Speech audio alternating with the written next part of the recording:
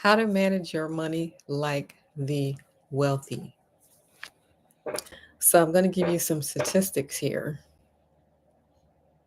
75% of the wealthy are entrepreneurs, 75% are entrepreneurs, 15% are investors, 7% are inheritors, and 3% are in the entertainment industry, like entertainers, artists, athletes, that kind of sector. So I find those statistics to be very interesting, considering that the majority of the population are W 2 employees, which there is nothing wrong with that. But if you're interested in becoming wealthy, the wealthy are doing something completely different than being an employee, right? They're entrepreneurs, investors, inheritors, or they're in the entertainment industry of some sort.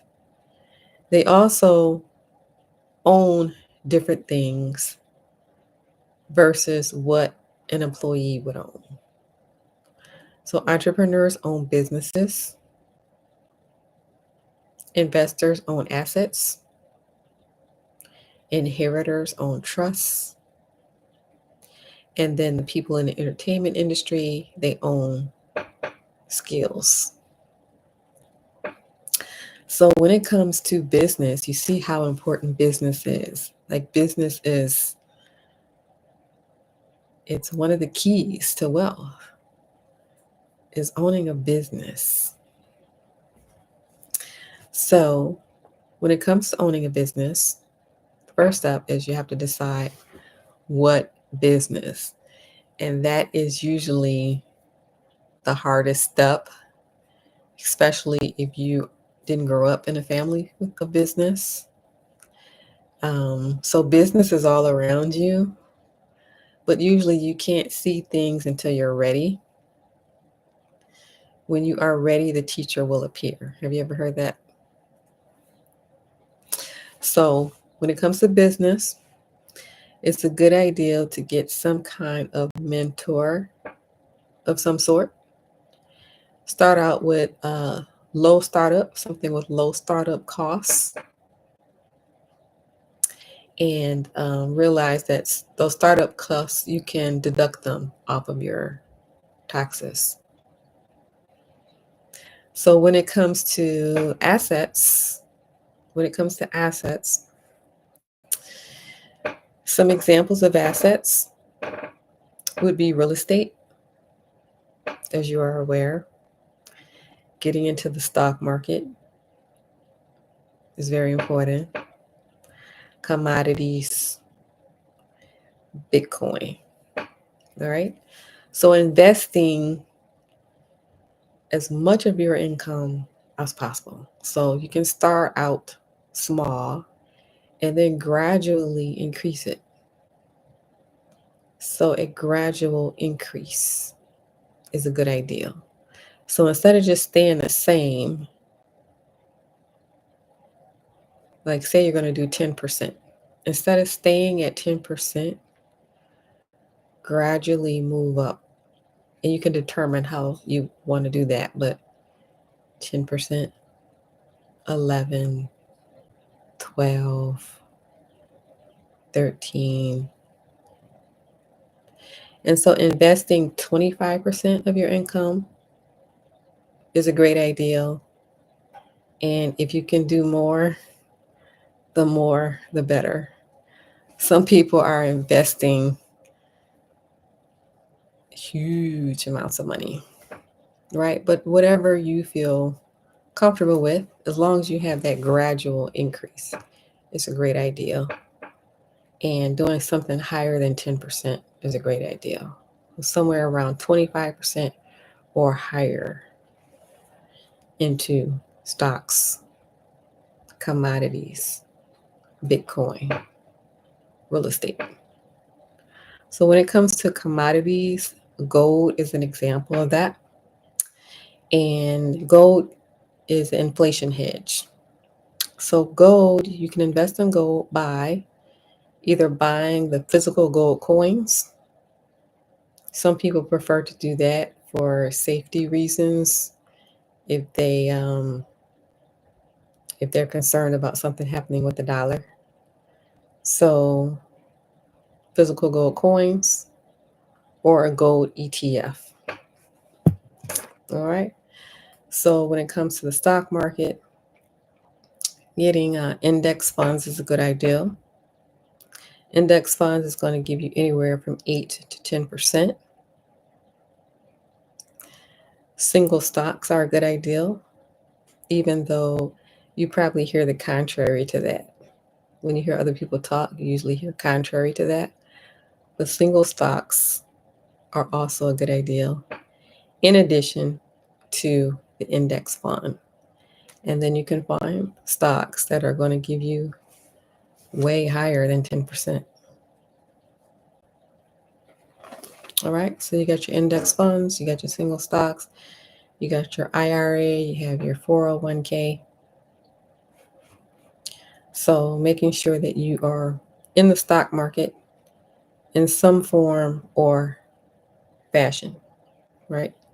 So real estate is good because of the appreciation that it offers you. Also, it allows you to write off depreciation expenses. So it's good for building wealth because of the appreciation, and then also tax benefits because you're writing off depreciation with real estate. Also, real estate is real in the fact that it's physical. It's a physical property. You can see that it's there.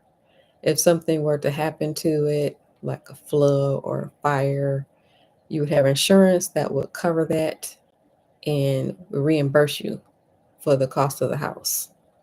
So it's physical, it's real, as opposed to the stock market that has fluctuations. It goes up and down, up and down. Um, some people are don't trust the stock market. Um, some people don't trust the stock market, and I understand that also, right?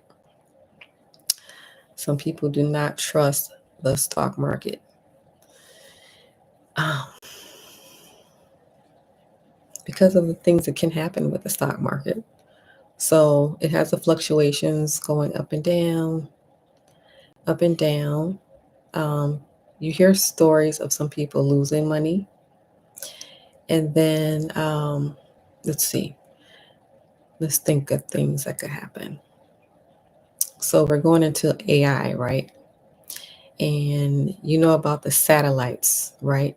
Satellites are how you get from one place to the other with your GPS. There's satellites in the sky, and it's all technology, right? This GPS is showing you how to get from A to B.